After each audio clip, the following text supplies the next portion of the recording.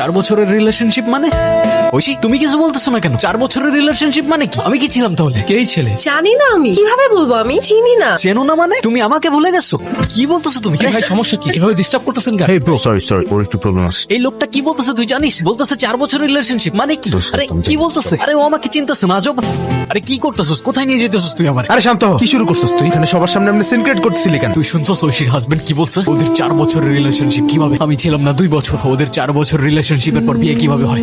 প্রত্যেকটা দিন নিজেকে দোষ দিয়েছি আমি, যে ওই দিন ওর সাথে আমি পালাই গেলে আমার জন্য ওর লাইফটা নষ্ট হইতো না। সেদিন কিছু বলতে গিয়ে ওকে বলতে পারি নাই আমি। সুলতানের অ্যারেস্ট কোনো অ্যাক্সিডেন্ট ছিল না, সবকিছু প্রি প্ল্যান করা ছিল। কি হয়েছে? তোমার মন খারাপ কেন? এমনি ভাইয়া। তুমি আবার আমাকে ভাইয়া বললে, এবার কিন্তু আমি মাইন্ড করছি। আরে না না, এমনি বলে ফেলছি। চিল, এবার বলো তোমার মন খারাপ কেন? সুলতান ছেলেটার জন্য খারাপ লাগছে। আমার যেটা পাওয়ার কথা ছিল সেটা কিন্তু আমি এখনো পেলাম না। যেহেতু কথা দিয়েছি অবশ্যই পাবে। ডোন্ট ওয়ারি ভাইয়া।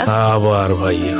সরি আর বলবো না ভাইয়া, প্রমিস। সেদিন যখন ঐশীর মুখ থেকে কথাগুলো শুনছিলাম, নিজেকে বিশ্বাস করতেই কষ্ট হচ্ছিল। ভালো তো আমিও বাসতাম তোমাকে, কিন্তু তুমি তো ভুল মানুষকে ভালোবাসছো সুলতান। হ্যালো, কোথায় তুমি? কখন আসবা? মিটিং শেষ হলো, রাস্তায় আছে। তাড়াতাড়ি আসো, আমার একা একা ভয় লাগছে। আচ্ছা ঠিক আছে, আমি আসতেছি।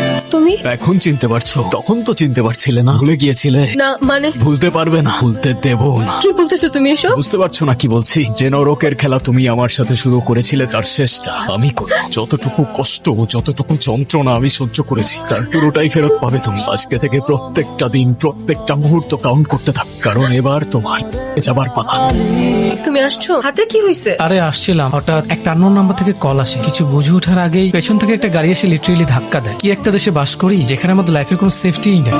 আমি রাফাতের বন্ধু, শুনলাম অ্যাক্সিডেন্ট হয়েছে। সব ঠিক আছে তো ভাবি? হ্যাঁ, সব ঠিকই আছে। ব্যান্ডেজ করে আসছে, তেমন কিছুই হয়নি। করিনি তাই হয়নি। মানে হ্যালো, কে? যে ভাবছো ঠিক সে। বলেছিলামই তো, এবার তোমার নরকে যাবার পালা।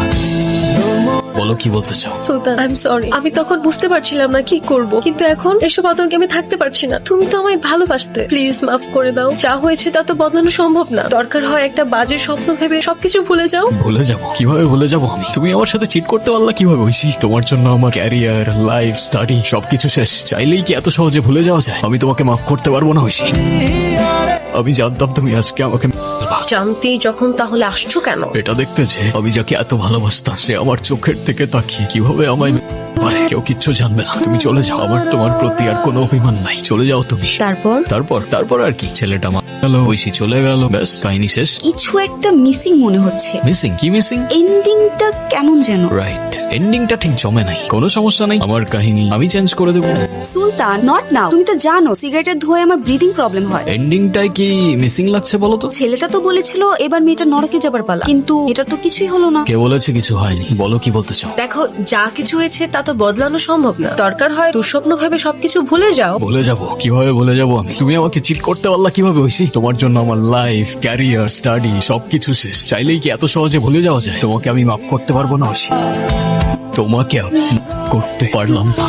এটা কি হলো? ছেলেটা কিভাবে মেয়েটা ফেললো? ছেলেটা তো মেয়েটাকে ভালোবাসতো। তাহলে ছেলেটার কি করা উচিত ছিল? ক্ষমা করে দিয়ে আরেকটা সুযোগ দিয়ে সবকিছু নতুন করে শুরু করা উচিত ছিল। আমিও প্রথমে তাই ভেবেছিলাম, তারপর ভাবলাম শিরক তো সৃষ্টিকর্তাও মাফ করে না, আর আমি তো সামান্য ইনসান। আমি করি কি করে? মানে লজ্জা লাগে না আপনার? দুইটা করছেন, এবার আর বাঁচতে পারবেন না। স্যার, একজন লোক আসছে আপনার সাথে দেখা করার জন্য। কে আসছে দেখা করার জন্য? কে? মিস্টার সুলতান আমাদের ক্লায়েন্ট, আর এটা সুলতানের পেলর। বেল পেপার সব ভালো করে চেক করে দেখেন, সব ঠিক তো আছে না? কিন্তু ও তো বেরোর কথা না, ও তো একটুকে নিজের মুখে স্বীকার করছে। কোন প্রমাণ আছে স্যার? আমার ক্লায়েন্ট তো এরকম গল্প অনেকেই শোনায়, লেখালেখির অভ্যাস আছে তো। জন্ম মৃত্যু তো সৃষ্টিকর্তার হাতে, তবে তার ইচ্ছা এবার তো নরকে যাবার পালা।